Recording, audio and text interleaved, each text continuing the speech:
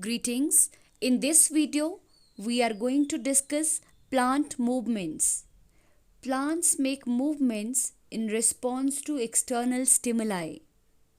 Plant movements can be categorized into tropic movements and nastic movements. Tropic movements are directional movements in which the direction of stimulus determines the direction of response. They may be positive tropic movements if the plant part moves towards the stimulus, or it may be negative tropic movements if the plant part move away from the stimulus. Depending upon the type of stimulus, tropic movements are phototropic movements.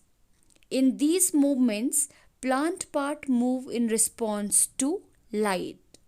For example, stem bends towards light, so we can say stem is positively phototropic.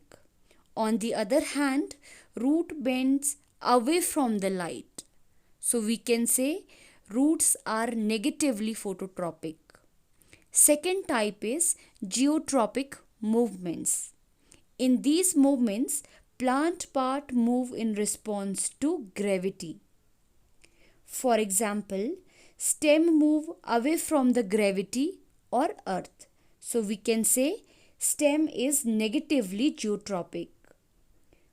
On the other hand, roots move towards the gravity or earth.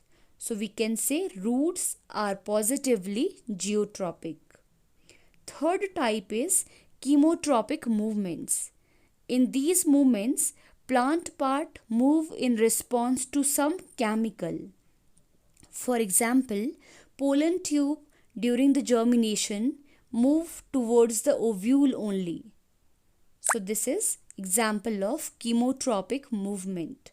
Fourth type is hydrotropic movements. Here, plant part move in response to water. For example, root always grow towards the source of water. So, roots are positively hydrotropic. Fifth type is thigmotropic movements. In these movements, plant part move in response to touch. For example, plant tendrils coil around a support and climb up. So we can say tendrils are positively thigmotropic.